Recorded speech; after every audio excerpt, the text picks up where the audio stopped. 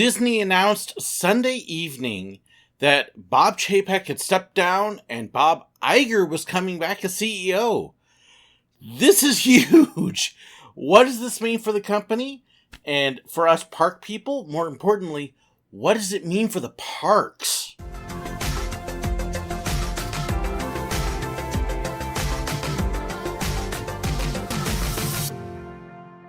Late Sunday night, Disney announced that all of a sudden, Bob Chapek was stepping down as CEO of Disney, and that Bob Iger was coming back for 2 years. This was an extremely sudden turn of events. The announcement time was rather odd. There's a lot to unpack here and a lot to talk about and a lot of thoughts. If you've been watching my videos, you know I have not been a fan of Chapek. I've called him Bob Cheapskate for various reasons. And so, for me personally, this is in many ways a good thing, but maybe not entirely. Chapek, if you haven't been paying attention, has had kind of a tumultuous couple of years at the helm. And with this sudden turn, it comes after in June, the board had unanimously given Chapek a 3-year extension on his contract. That was after they'd had a very public spat with Scarlett Johansson over the release of the Black Widow movie and how it was handled and how her royalties were paid, and the company really attempting to slam her down. This was after Chapek and the company very badly mishandled the whole don't say gay law in Florida, and being on one side and then on the other side and flip-flopping all over the place and floundering around and just messing up the whole entire thing. Doesn't really matter what your view is on that law, Chapek probably got you ticked off about it. This is after he gutted Imagineering, let most of the Imagineering cast go, and left it a shadow of what it should be. This is after D23 Expo. It was made pretty clear by people in attendance how they felt about Chapek when he got roundly booed when he came up on the stage. Yeah, that was interesting to see in person. This is after they announced last quarter that they were taking bigger losses than they were expecting. The streaming branch was taking huge losses, and oh yeah, it'll be profitable in a year or two, but right now it's lost tons of money. The park division wasn't making money the way it should. This is after Disney stock has tanked compared to where it was. It has lost almost 50% of its value since January of this year. That is in comparison with the S&P standard, which with our current economic stuff has lost about 10%. Disney's lost close to 50%. Now it's going up again thanks to Iger coming back. But Chapek had seen the stock just not do well under his reign because of all this flip-flopping and losses and not meeting projections and everything else. So what the announcement said was that Chapek was stepping down. Okay, so let's unpack this just a little bit and be clear. When you have a sudden announcement like this after a big extension, and that you've basically begged the previous CEO to come back, Chapek is not stepping down. He's been fired. He was told to step down, or they were going to have to publicly fire him. This is an unwilling resignation. Somewhere between June and now, the board finally went, oh, whoops, we shouldn't have renewed the contract. This guy is not only not popular, the company is not going in the direction it should be. Iger has also made it clear that he didn't like a lot of the decisions that Chapek was making. This is what should have happened in June. And the board is now going, oh, whoops, that was a mistake. Yeah. So Iger is coming back for 2 years. Now, I know there's a lot of excitement. Much of the excitement right now is because Chapek's gone. Yay! Now, I know that there are a lot of people out there that are singing, ding dong, the wicked witch, the wicked witch. Before we get too terribly excited, let's take a look at Iger and what this actually can and may and possibly will mean for the parks. Iger, when he became CEO, he had actually been the chief operating officer of Disney for a handful of years. He became chief operating officer in the middle of the Paul Pressler era at Disneyland, which is when you had the Columbia accident that killed a person, maimed a cast member, and another person. It's around the time of the Roger Rabbit accident, the lower maintenance, just scads of issues, eventually culminating in the Big Thunder accident. Paul Pressler was popular in the company because he was pinching pennies. When Pressler left and Jay Rasulo came in, they saw the park level improve, but more importantly, from a business level, they saw profits increase. Iger saw what happened there. He saw the difference between the penny pinching and spending a little bit more to make more money. I hope that Iger got it at the time, because Jay Rasulo came in and he increased staffing levels, he increased maintenance levels, he increased entertainment levels, he spent money, and profits at the parks grew. Because there's this crazy thing that happens when you run a company. If you make your employees, in this case the Disney cast members, happy, if you take care of them and you take care of your stuff, they'll make the guests happy. And happy guests spend more money than unhappy guests.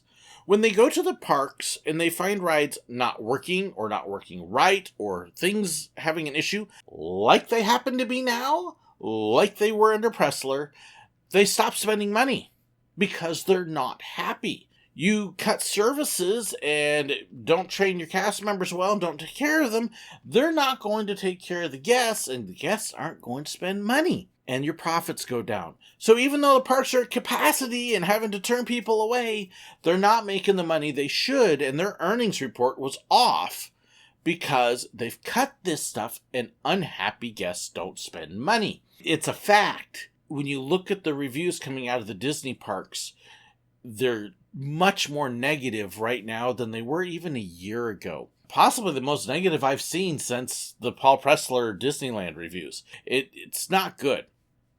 So you want to turn the parks around, you got to spend money. And I'm optimistic, I'm hopeful that since Iger saw that as the COO and CEO of the company, he can see what that means for the parks.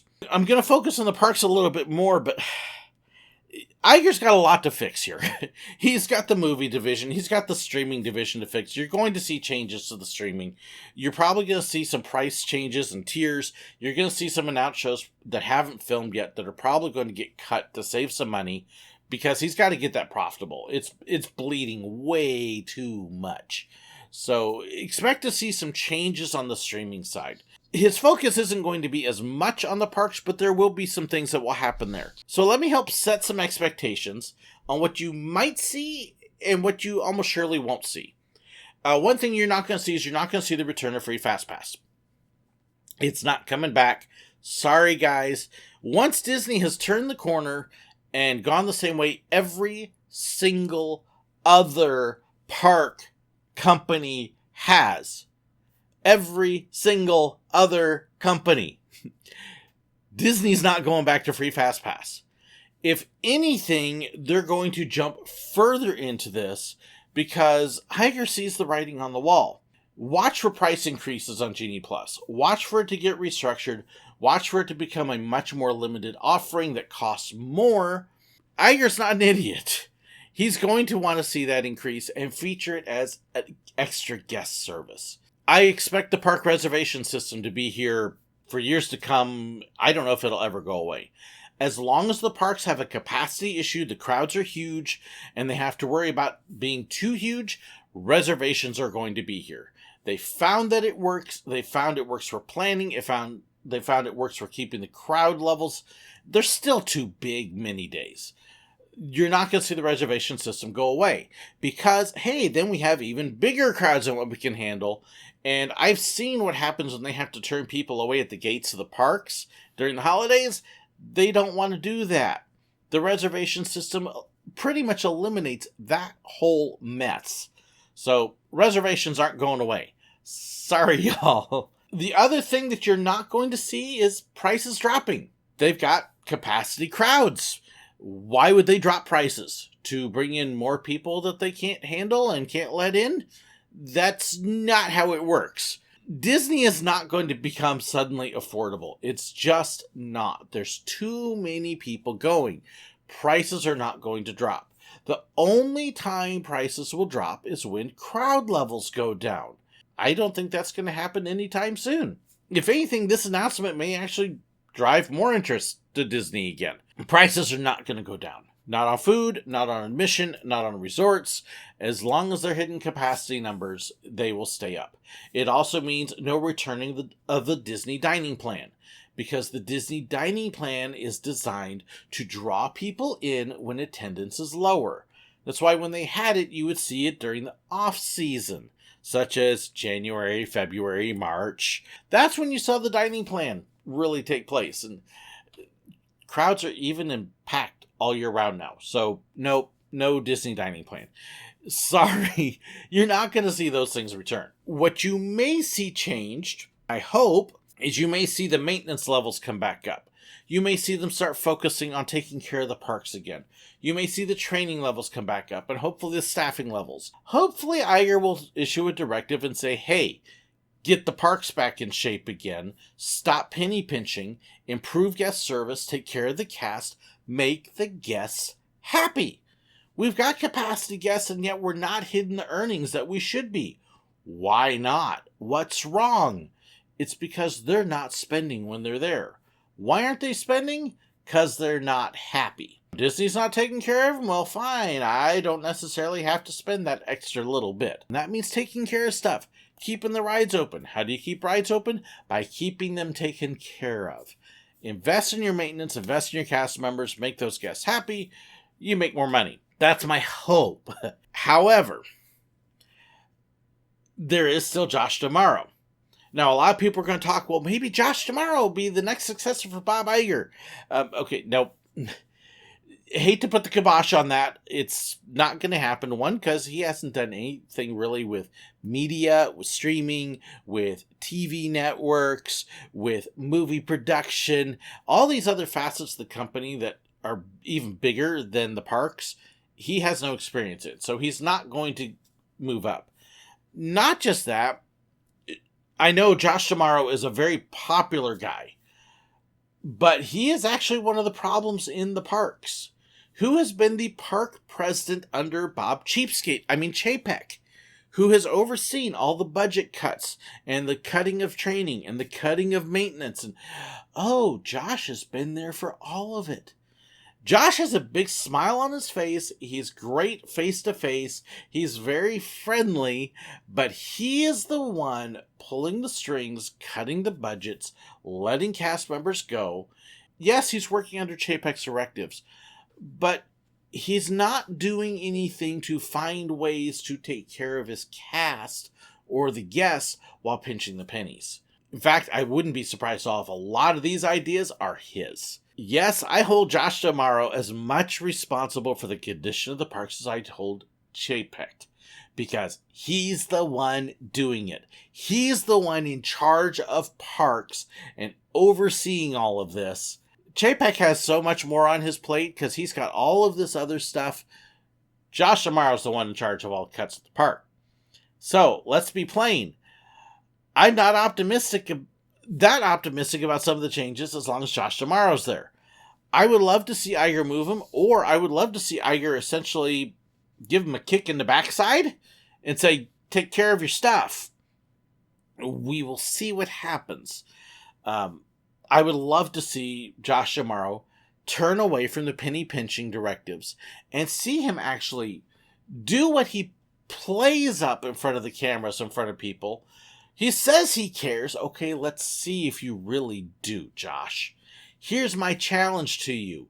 Show us you care, not just by showing up when you're firing everybody, but actually put some money in their pockets. Increase wages, increase staffing levels, so that way they're not having to work 60 hours a week because there's nobody else there. Increase the maintenance levels. Take care of your stuff. Get stuff painted. Get it running right. Get it fixed up. Make the parks worth visiting. Yes, I know they're packed, but my goodness, let's get the capacity up. Part of the reason they're packed is because you don't have all your entertainment still 2 years later, and you can't keep the rides open. Come on now. I hope Iger gives him the kick in the butt he needs to get the parks where they should be. The problem is Iger's focus isn't on the parks. His mandate is in 2 years to get the company that's been floundering all over back on focus, back on track, that it hasn't been, and to find a successor. That's his job these 2 years.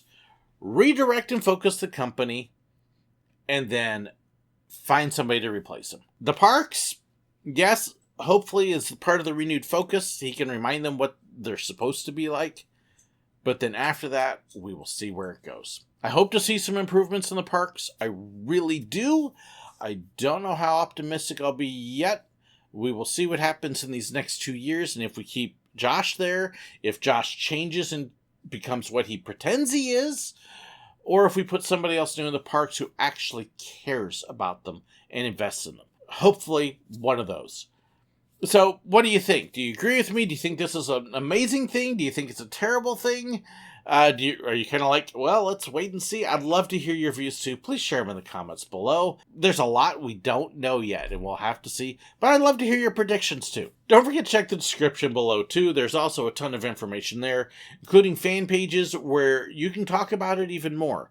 There's merchandise and information about my financial supporters. My Patreons actually got to see this video before everybody else did. If you want to see the free previews and get more behind the scenes info and stuff, that's going to be through Patreon and YouTube memberships. Be sure to check that info below. Thank you, though, so much for watching, for contributing, for commenting, for liking, so for subscribing.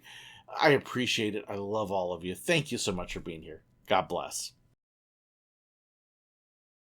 One thing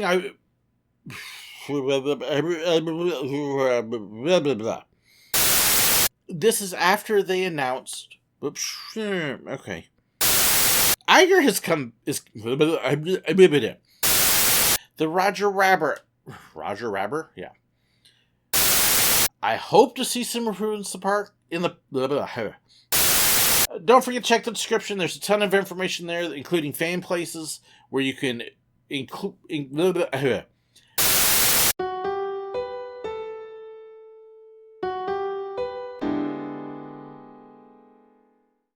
Thanks so much for watching.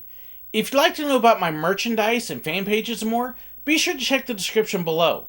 If you'd like to know whenever I've got a new video posted up, make sure you hit that button right up there and subscribe. If you want to see another of my videos right now, well, I've got a great one for you right here. And if you'd like to be like these wonderful people here and support me financially on Patreon, well, make sure you check that link right there. There's all sorts of perks and benefits. Thank you so much, and God bless.